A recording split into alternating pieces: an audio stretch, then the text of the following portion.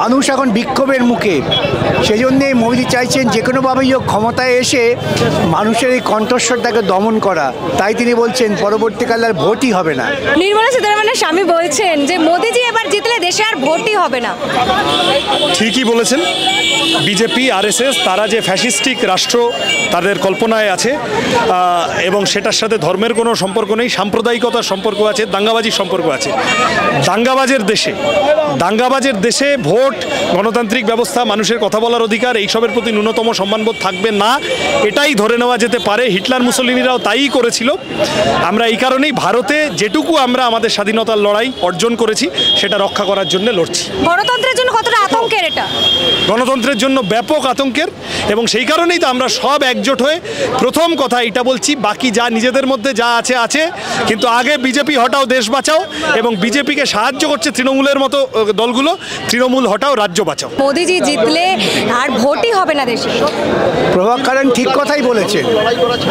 যারা এই মৌলিক অর্থনীতির ব্যাপারটা বোঝেন তারা দেখতে পাচ্ছেন যে ভারতবর্ষের অর্থনৈতিক অবস্থা খুব খারাপ। গত এক বছরে বিলিয়নার হয়ে গেছে 200, আর গরিব মানুষ আরও গরিব হচ্ছে। মানুষ এখন বিক্ষোভের মুখে, সেজন্যই মোদি চাইছেন যে কোনোভাবেই হোক ক্ষমতায় এসে মানুষের এই কণ্ঠস্বরটাকে দমন করা। তাই তিনি বলছেন পরবর্তীকালে আর ভোটই হবে না। কেন স্বৈরাচারীরা তাই করে, ক্ষমতায় আসে মানুষের পায়ে, মানুষের মাথার উপর পা দিয়ে, ক্ষমতায় আসার পরই ওই মাথা ভাঙার জন্য তৈরি হয়। এটা হচ্ছে সাধারণ স্বৈরাচারীদের একটা ঐতিহাসিক ভূমিকা।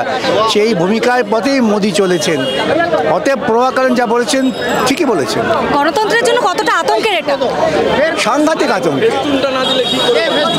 আজকে একজন সাংবাদিক স্বাধীনভাবে কথা বলতে পারছে না, একজন রাজনৈতিক নেতা তিনি স্বাধীনভাবে কথা বলতে পারছেন না, তাকে জেলে ভরে দেওয়া হচ্ছে, এবং গোটা সমাজটাকে ধর্মের নামে ভাগ করে দেওয়া হচ্ছে। এই ধর্মীয় বিভাজন, তার বিরুদ্ধেই আমাদের। আবার জিতলে দেশে আর ভোটই হবে না বলছেন নির্মলা সীতারামনের স্বামী। না, উনি যেটা ভেবেছেন আমরা অভিনন্দন জানাচ্ছি এই জন্য যে ওনার বক্তব্য একেবারে সঠিক। স্বৈরাচারী সরকার, ফ্যাসিস্ট সরকার, তারা সবসময় চায় যে ভোট তুলে দেবে, এক পার্টি, এক দল, এক নীতি, এক দেশ, এটাই থাকবে। এটাই হচ্ছে কথা। নির্বাচনী বন্ড নিয়েও তিনি বলেছিলেন যে দেশের সবথেকে বড় দুর্নীতি এটা। একেবারেই তাই। এটা চোর ডাকাতের সরকার, টাকা পয়সা লুট করে সম্পূর্ণরূপে তাদের বন্ধু বান্ধব কোম্পানিকে টেন্ডার দিয়েছে, এসব টেন্ডার দেওয়া হয়েছে। এইটা হচ্ছে একটা লুঠেরাদের সরকার, যেমন রাজ্য সরকার তেমন কেন্দ্রীয় সরকার। লুট, চুরি, ডাকাতি, এরা চোর, ওরা ডাকাত। নির্বাচনী বন্ডে প্রত্যেকটা দলই তো টাকা পেল, সিপিএম, বামফ্রন্ট দলগুলো নেয়নি। বিশেষভাবে আমরা বলতে চাইছি যে নির্বাচনী বন্ডে যা টাকা এসছে তার 60% হচ্ছে বিজেপির ঘরে গেছে। কিন্তু কুইট প্রো কো মানে টাকা নিয়ে টেন্ডার দেওয়া, এটা সরকারি দলই করেছে। টাকা নিয়ে টেন্ডার দেওয়া, কাটমানি খাওয়া, যার পুরোপুরি এই কাজটা করেছে হচ্ছে বিজেপি। কংগ্রেসের ব্যাংক অ্যাকাউন্ট সিজ করে দিচ্ছে, এটাই তো কাজ। বিরোধীদের ডিসেন্টিং ভয়েস শুনবো না, বিরোধীদের আওয়াজ বন্ধ করে দেবো, তাহলে লেভেল প্লেইং ফিল্ড থাকবে না, লড়াই হবে না।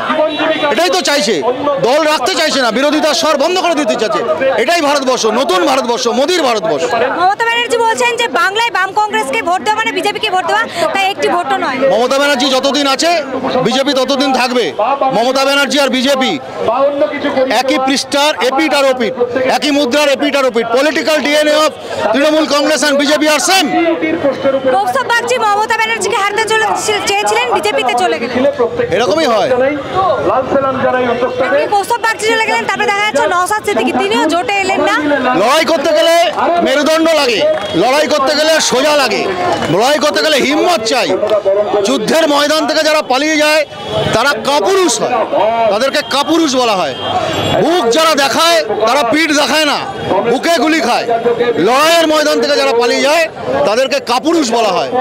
বাংলার মাটি বীরভোগ্যা বসুন্ধরা, এখানে কাপুরুষদের জায়গা নেই। নওশাদ সিদ্দিকী কি বাংলার ক্ষেত্রে ওয়াইসির ভূমিকা পালন করবে? আমি বলতে পারবো না, কিন্তু ভয় পেয়েছে, পালিয়েছে, এটা তো পরিষ্কার, ভয় পেয়ে পালিয়েছে।